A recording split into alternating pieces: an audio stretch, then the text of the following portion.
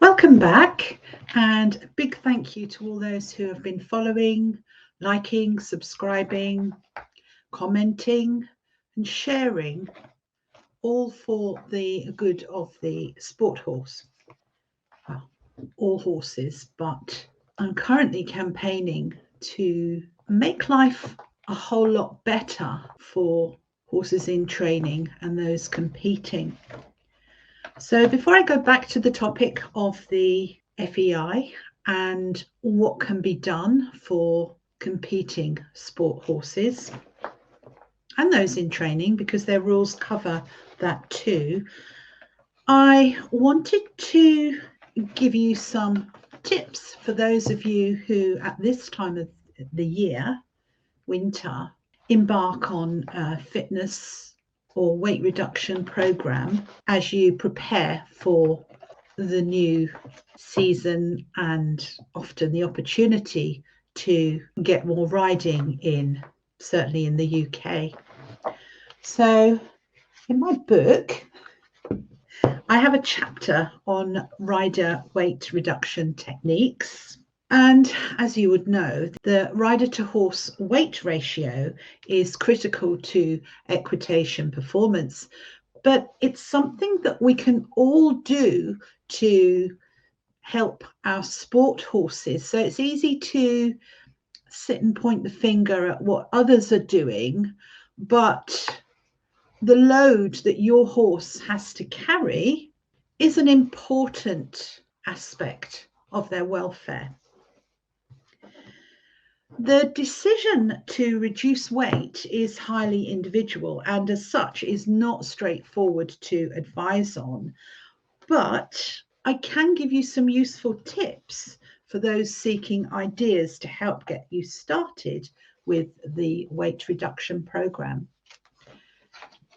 And none of this has to be difficult. Before you switch off, I've made this as easy and straightforward as possible. And you may be surprised that you don't have to do very much, or if anything at all, just to get started and make a difference. So my first tip is to check how your wellness levels are. And that means consulting a medic or a doctor, your GP, before any weight loss program is embarked upon. And they really do want to help, and they have many resources for effective guidance. They have a working knowledge of the underlying medical issues impacting on the individual's ability to reach and maintain an ideal body weight. And they've seen many, many patients with the same issues, and they can provide effective support because they know what works. And they can test for thyroid underactivity, for example, or advise on ways to combat consistently high stress levels that may trigger eating and fat storage. So very little of this is your fault. Are you malnourished? To the body's metabolism, a diet lacking in essential nutrients is starvation, enough to trigger more and more food consumption in the hope that it will get those nutrients. And poor diet is detrimental to well-being, no matter how much activity, sleep, comfort, and fresh air the body gets. Are you always on high alert? The fight or flight response is in place to initiate physical responses to combat acute threat to life. A permanent state of high alert with circulating blood sugars in readiness to fight or flee is not normal and can lead to weight gain when the circulating sugars are not metabolized but stored as fat instead. A feeling of general wellness can be elusive, but it is essential to achieve so that chronic illness and the inability to move well can be avoided. Next tip, baby steps. The body has the same plan for providing adequate subsistence for baby as it has for dealing with impending threat. It has mechanisms to ensure that babies will never lack feed, so it can readily transform the mother into a larder. There were no 24-hour supermarkets when that strategy was acquired from our ancestors, but it can be nigh on impossible to convince the body to starve itself when the primal urge to nourish is at its strongest. Either wait for nature to take its course or, subject to medical advice, consider taking incremental steps to get fitter. On the upside, fitness will be required for when baby is mobile and expecting to be fully entertained. So most riders, certainly in the UK, are women, and women of all ages, women of childbearing age. So many of them have children, and for many, weight reduction is elusive. Next tip, you'll like this one. Avoid exercise. From now on, refer to fitness and weight reduction methods as requiring activity or movement. These terms suggest a much more pleasant state to be in. Exercise is hard work, whereas the desire to engage in an activity can be motivational, fun, and nurturing for mind and body on many levels. And note that use of the dreaded E word is strongly avoided in this text.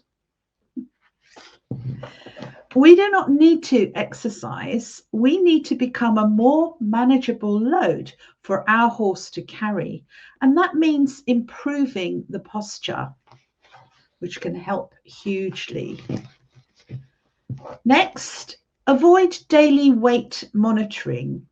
Using a tape measure around the chest, waist, hips, and each thigh instead is far more meaningful as a measure of fat loss if it must be quantified. In fact, muscle mass weighs more than fat mass, so that as more muscle is developed and fat mass is reduced, there may be no change in weight. There will, however, be substantial change in body contouring. Improving muscle tone can result in positive changes relatively quickly.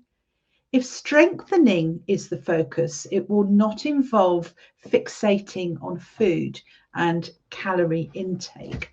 So just think of yourselves getting stronger, potentially fitter, rather than lighter, because it may not work that way.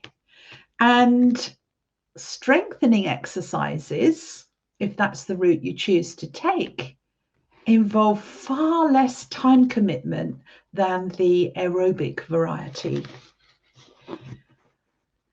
Next tip, avoid daily sugar excesses. This one is so difficult for many. Challenge the insidious sugar addiction in processed food and drinks, which many people in the Western world are subjected to. Cutting intake of processed food, white carbohydrates, or alcohol can stabilize blood sugar levels and general appetite, reducing cravings and the need for endless high-calorie snacks. Your hard-working organs may need an urgent rest. Again, clinical advice about this is essential. And when you do seek medical advice, you'll find that the doctors, medics are ready to help you because they recognize that the number one threat to health of people of all ages is obesity. And that alone can lead to lack of fitness and motivation. So do get some expert help. Give yourself plenty of time to make new habits. If you know that your nutrition habits are poor, create a sensible, wholesome balanced eating choice for at least one meal daily to start with, and we can all do that. Adopting this routine could ultimately impact on choices while grocery shopping and, in time, the quality of the remaining daily meals.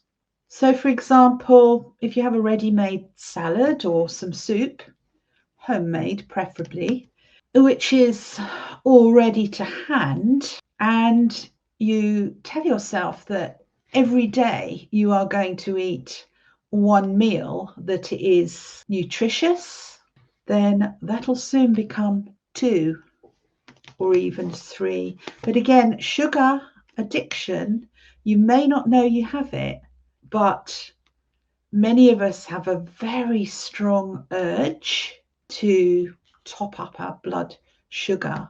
And myself, I find that if I were to start with a sugary hit in the morning, such as cereal instead of protein or high fiber fruit, veg, then I'm looking for sugar all day.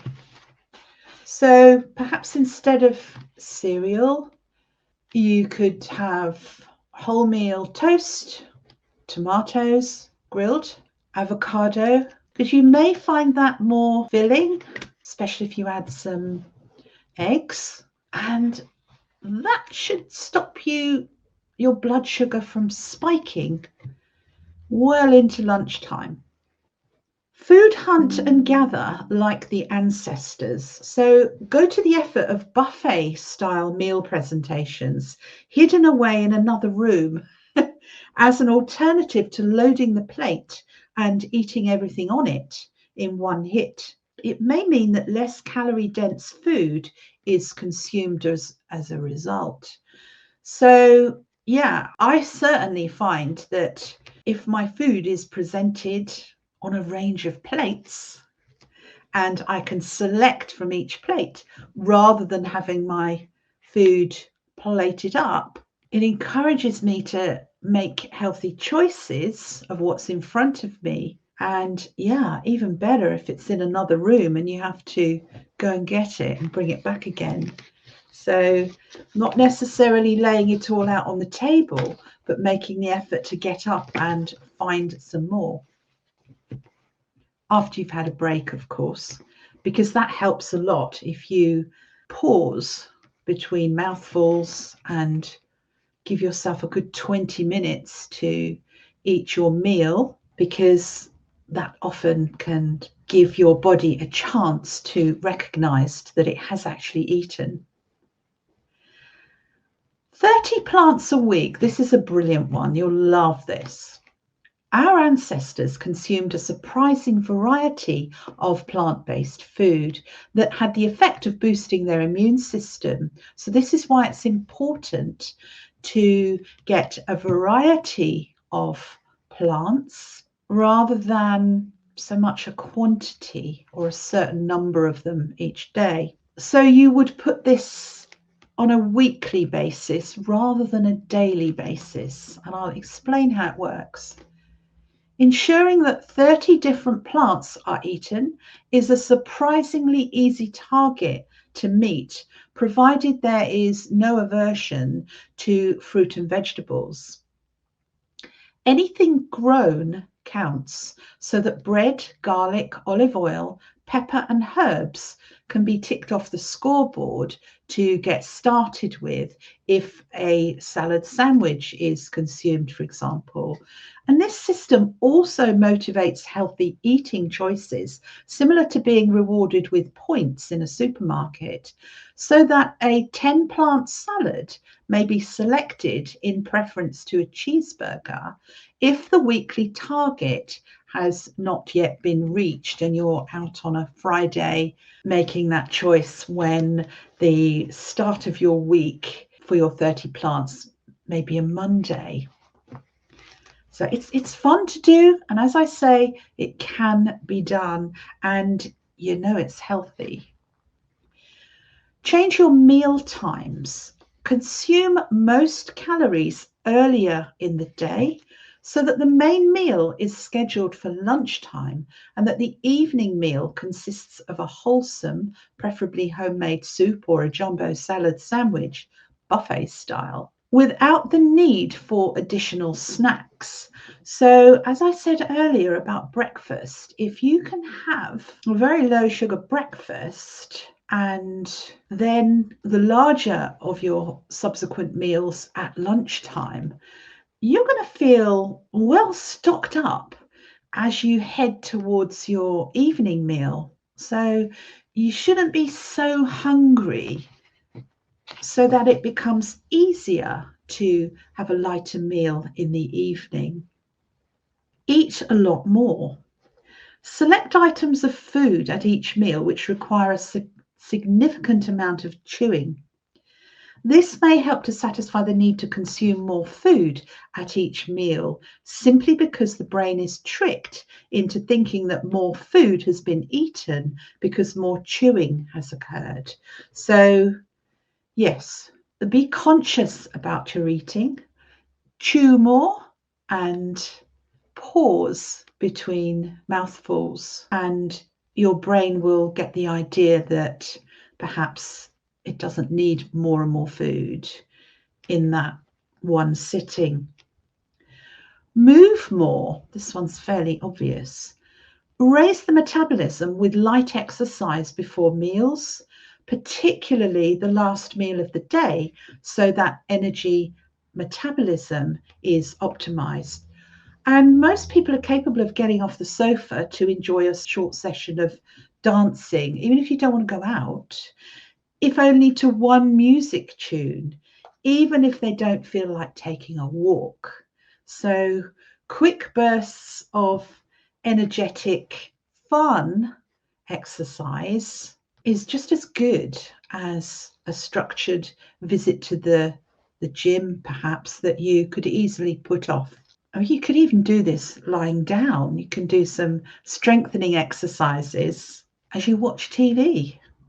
If the habit is to consume alcoholic drinks late in the day, drink non-alcoholic natural soft drinks or flavored water from a wine or beer glass bottle. So again, this is about fooling your brain. If you have fizzy or soda water, which is flavored, and you drink it out of a glass you might normally use for alcohol, you might just get into the habit of having the non-alcoholic option, the 1 or 2 calorie option. Stop eating. Create a 12 to 14 hour gap between the last and first meals or snacks of the day to give the digestive system sufficient downtime and rest. So there's plenty out there at the moment about the benefits of intermittent fasting. It's basically to give your organs a rest. So if you're healthy, aim to have 12 hours between supper and breakfast to give your body a chance to recover. And other things you can do, for example, is instead of meeting somebody for a coffee, grab a couple of flasks and fill them with your favorite hot drinks and nip off for a walk and a chat. So it's making those small adjustments that you'll hardly notice to your usual daily pattern that will potentially make much more difference to your weight reduction and health in the longer term as you develop new good habits. Any comments? Just write them in the comments section. Perhaps you've got some good tips about how you lost weight. And I have an excellent video, one of the Saddle Fitting Summit topics on weight reduction, and a very special rider explaining how she went from being very overweight to losing that weight and how it felt in terms of her riding technique, which she hadn't appreciated how much change, how harmful that weight was to her riding, having been a very successful young rider. So make a difference to your sport horse and make the job of carrying you much easier. Thank you for watching. See you soon.